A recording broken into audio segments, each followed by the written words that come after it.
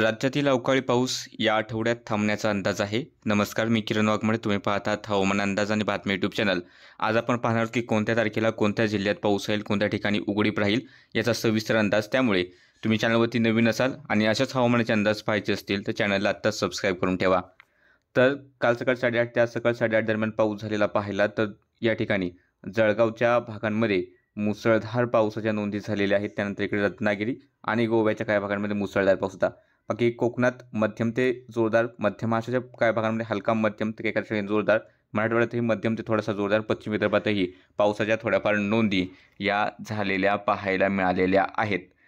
आणि जर आपण गेल्या 7 दिवसातील झालेला पाऊस पाहिला तर अंदाज होताच, आपण साप्ताहिक अंदाज दिला होता की राज्यात अवकाळी पाऊस बरसणार आहे. तर राज्यात ठिकठिकाणी अवकाळी पाऊस बसला. त्यात सिंधुदुर्ग पासून ते इकडे गोवा किंवा इकडे रत्नागिरी मुसळधार ते अतिमुसळधार पाऊस होता. ही स्थिती नाशिक, धुळे, नंदुरबार, जळगावकडे सुद्धा पाहायला मिळाली. त्यानंतर ही स्थिती मराठवाड्यातील लातूर, त्यानंतर बीड, परभणीच्या भागांमध्ये सुद्धा पाहायला मिळाली आहे. आणि विदर्भातही काही ठिकाणी मुसळधार तर बऱ्यापैकी भागांमध्ये हलका मध्यम तर काही ठिकाणी जोरदार स्वरूपाचा पाऊस पाहायला मिळाला. दक्षिण मध्य महाराष्ट्रात ते पावसाच्या सरी या गेल्या आठवड्यात पाहायला मिळाल्या. आणि सध्या जर पाहिलं की आज 2 ऑक्टोबर आहे, 2 नोव्हेंबर आहे. आणि सध्याची जर स्थिती पाहिली तर या ठिकाणी गुजरात किनारपट्टीला कमी दाबाचं क्षेत्र दिसत आहे. ही सिस्टीम होती की ज्यामुळे राज्यात गेले बरेच दिवस पाऊस सक्रिय राहिला. त्यासोबत बंगालच्या उपसागरातील राहिलेले चक्रीवादळ त्याचा सुद्धा थोडासा प्रभाव दिसला.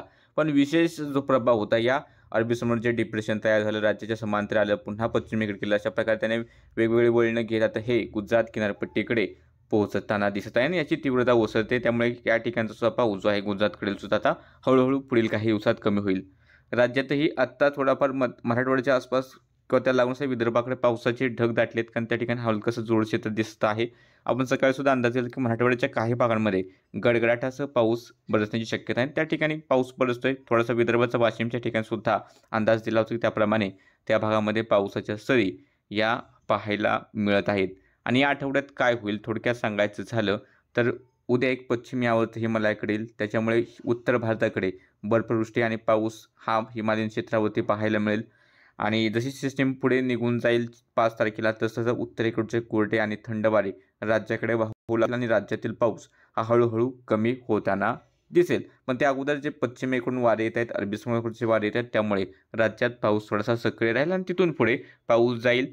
साधारणतः 4, 5, 6 कोकण आणि मध्य महाराष्ट्रात धुके जास्त प्रमाणात पाहायला मिळतील किंवा काही जास्त प्रमाणात दव पाहायला मिळतील. राज्याच्या इतर ठिकाणी सुद्धा धुके पाहायला मिळतील, दव पाहायला मिळतील.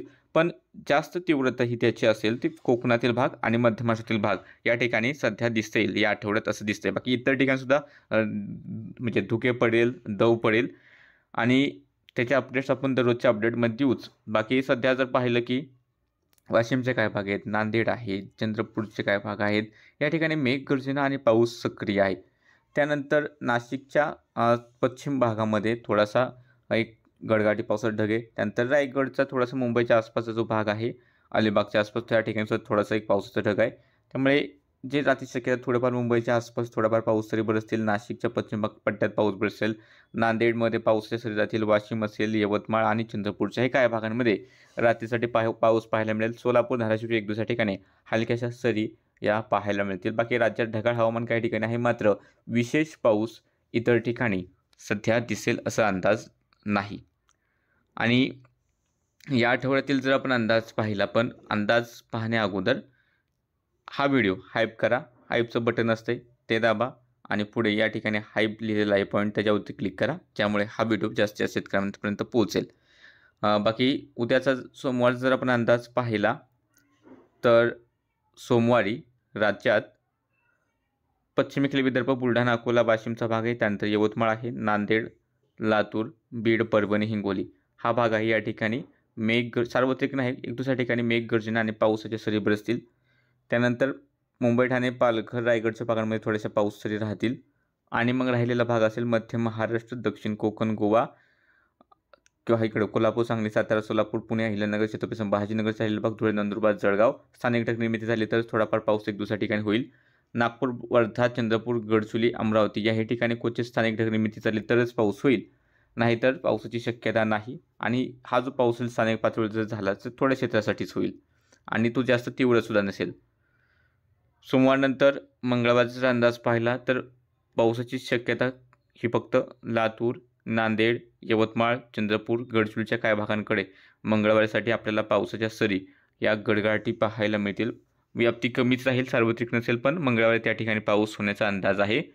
आणि त्यानंतर राहिलेले संपूर्ण राज्यातील भाग, मग इकडे कोकणात हलक्या मध्यम सरी राहतील, सार्वत्रिक नाही मात्र काही भागांमध्ये हलक्या मध्यम सरी राहतील. आणि मग मध्य महाराष्ट्राचे भाग आहेत, मराठवाड्याचे राहिलेले भाग आणि विदर्भाचे राहिलेले भाग, स्थानिक ढगमिती झाली तरच पाऊस होईल, नाहीतर वातावरण हे मंगळवारी या ठिकाणी कोरडं पाहायला मिळण्याची शक्यता आहे.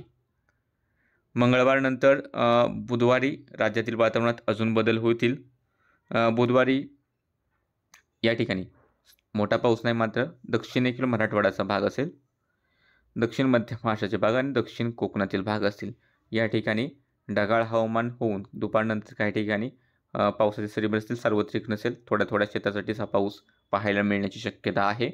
तर मुंबई, ठाणे, पालघर, रायगड, पुण्याचे उत्तर भाग, अहिल्यानगर, नाशिक, धुळे, नंदुरबार, जळगाव, छत्रपती संभाजीनगर, जालना, बुलढाणा, वाशिम, अमरावती, वर्धा, नागपूर, भंडारा, गोंदिया, गडचिरोली हा भाग असेल.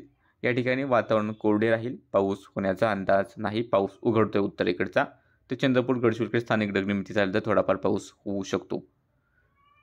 बुधवारनंतर गुरुवारची जर आपण शक्यता पाहिली तर गुरुवारी सुद्धा जो काय पाऊस आहे तो पुणे, सातारा, सांगली, कोल्हापूरचे पश्चिम भाग, रायगड, रत्नागिरी, सिंधुदुर्गच्या लागून गोवा, बेळगावचा भाग या पट्ट्यात गुरुवारी थोड्याफार पाऊस सरी राहतील, सार्वत्रिक नाही, थोड्याशा क्षेत्रासाठी पाऊस होईल, नाहीतर बऱ्याच भागांमध्ये या ठिकाणी कोरडं वातावरण राहील.